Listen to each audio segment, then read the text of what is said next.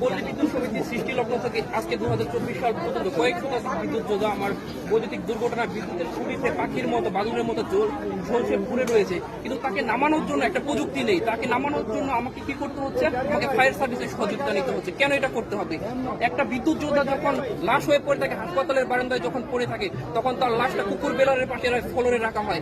তার লাশটা যে অফিসে এনে একটা জানাজার ব্যবস্থা করবে, সেই জানাজার ব্যবস্থাটাও তার হয় না। আমার বিদ্যুৎ যোদ্ধা ভাইদের লাশটায় যে তার বাসায় অ্যাম্বুলেন্সের মাধ্যমে পৌঁছে দেওয়া হবে, সেটা হয় না, একটা অটোর মাধ্যমে পৌঁছাতে হয়। অফিস থেকে কোনো তাদের জন্য কোনো ভাতা নেই, কোনো টাকা পয়সা নেই।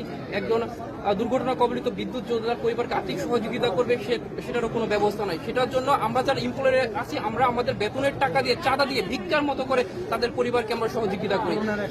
এটা একটা করুণার মতো। আমি একজন চাকরিজীবী, আজকে যদি আমার এরকম একটা অনিশ্চিত জীবন হয়ে যায়, আমি যদি দুর্ঘটনায় মারা যাই, আমার পরিবার, আমার সন্তান, আমার বাবা মা যে একটা নিশ্চয়তার ভিতরে থাকবে, সেটা কোনো পল্লী বিদ্যুতায়ন বোর্ড থেকে কোনো ব্যবস্থা গ্রহণ করা হচ্ছে না।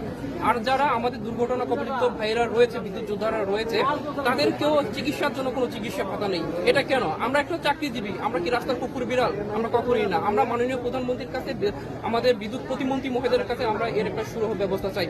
আমার এই কিছু ভাইরা রয়েছে যারা চুক্তিভিত্তিক লেভেল, কেন? আমি নিয়মিত চাকরি করতেছি, একজন চুক্তিভিত্তিক চাকরি করতেছে, আরেকজন এই যে ভাইরা রয়েছে, দেখুন আপনি দেখুন ওনাদেরকে, যে উনি একজন লাইন শ্রমিক, দিন হাজিরা ওনার যদি সাপ্তাহিক শুক্রবার দিন যদি কাজ না করে, ওনার বেতন হবে না। উনি ঈদের ছুটিতে যদি উনি যায়, তাহলে ওনার বেতন হবে না। এটা কেন হবে? আমরা এই বৈষম্যগুলো নিয়ে আমরা কোনো আন্দোলন করতেছি না, আমরা সরকার বিরোধী না, আমরা সমাজ বিরোধী না। আমরা চাই জনগণকে সবসময় আমরা নিজের জীবন উৎসর্গ করে আমরা মানুষকে সেবা দিই। আমাদের সেবাটা কে দিবে? আমরা জনগণের পক্ষে আছি, সরকারের পক্ষে আছি, আমাদের পক্ষে কে আছে? যখন আমি মিডিয়ার সামনে আসবো, যখন আমি একটা অন্যায় বিরুদ্ধে কথা বলবো, তখন আমার চাকরি থাকবে না। আজকে আমি আমার স্যার একটু আগে যে কথাটা বলছে, তিনি মিডিয়ার সামনে কথা বলছে, তিনি এখন চাকরির সংশয় রয়েছে। আমি এখন কথা বলতেছি, আমার চাকরির সংশয় রয়েছে। কিন্তু এটা কি? আর আরেকটা বিষয় আমি বলতে চাই, আমাদের যারা বিদ্যুৎ যোদ্ধারা নিয়মিত কাজ করার পরে একজন গ্রেড অন হয়, তারপরে প্রমোশন, দীর্ঘদিন চাকরির পরে যখন লাইন টেকনিশিয়ান হবে, তখন তাকে প্রমোশনের জন্য বিভিন্ন তালবাহানা করতে হয়, কোটার জন্য অপেক্ষা করতে হয়।